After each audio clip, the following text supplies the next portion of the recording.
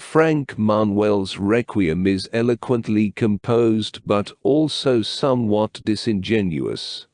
The book's true objective becomes apparent in the opening paragraph, indicating an intention to bring Marx to judgment, rather than offering a peaceful reflection on the deceased and his legacy. Manuel's judgment is notably harsh, drawing parallels between Marx and Luther, and his overall stance is more critical than appreciative. Only sparingly does he acknowledge any validity in Marx's observations, attributing some of the negative aspects to early life influences. The primary source of Manuel's judgment is a meticulous examination of Marx's correspondence with Engels, with limited reference to secondary sources. The lack of citation may be intentional, reflecting Manuel's view that a requiem does not necessitate identifying the sources of the melody. Notably, Manuel confesses to not thoroughly analyzing Marx's published works, a limitation that some readers might find unfortunate, given the importance of such an analysis in understanding a thinker's contributions. However, the book does offer valuable insights, particularly in the chapters on Marx's utopianism and his relationship with nationalism. The early chapters provide a perceptive, if somewhat unsympathetic, exploration of Marx's background and formative years, shedding light on his complex relationship with Judaism and Lutheranism. Manuel traces Marx's sense of alienation and self-contempt to the repudiation of Judaism, and his strained relationship with his mother.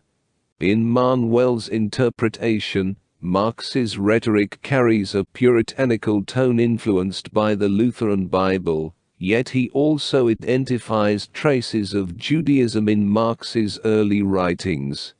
There's a suggestion that Marx's later thought may be rooted in a syncretism of these religious traditions, hinting at Marxism as a secular religion. However, this idea is not thoroughly explored in relation to Marx's mature writings, leaving it as a tantalizing but underdeveloped aspect of the analysis. Frank Manuel's portrayal of Marx depicts him as a self-deceived individual, pursuing an adolescent dream of himself as the savior of humanity. While acknowledging Marx's love for humanity, Manuel notes the philosopher's alleged inability to love individual men, except for Engels, whom Manuel sees as a mother figure, and the embodiment of what Marx was not.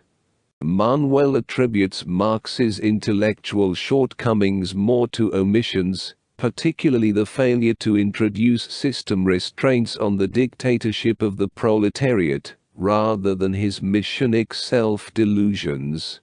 Manuel contends that Marx's main sin was political in nature, failure to provide systematic constraints on the dictatorship of the proletariat. While Marx absorbed influences from English economics, French sociology, and Hegelian philosophy, he neglected the Anglo-American political philosophy that could have guided him in theorizing these restraints. According to Manuel, Marx's self-hatred transformed into a universal rage against society's existing order, breeding a utopian fantasy of redemption, but the root cause lies in more ordinary shortcomings, rather than extraordinary passions. Among the sins Manuel attributes to Marx are his attempts to cloak his work in the mantle of science, engagement in polemics with numerous antagonists, lack of attention to the natural world, and the shift from early individualism to collectivist obsessions. Manuel tends to trace these issues to Marx's psyche, rather than connecting them to intellectual critiques, which might provide a more nuanced understanding. Despite these limitations, Manuel's book offers notable insights. such as the potential influence of Charles de Bross's on Marx's concept of fetishism.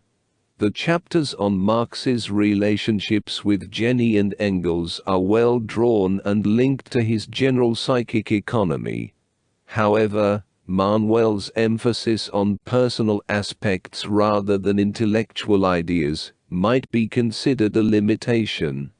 While Manuel appropriately associates Marx with tyrants who executed millions, the emphasis on the man rather than the ideas is deemed misleading, making other assessments, such as Gerald Siegel's Marx's Fate, more recommended for a comprehensive understanding of Marx's life and work.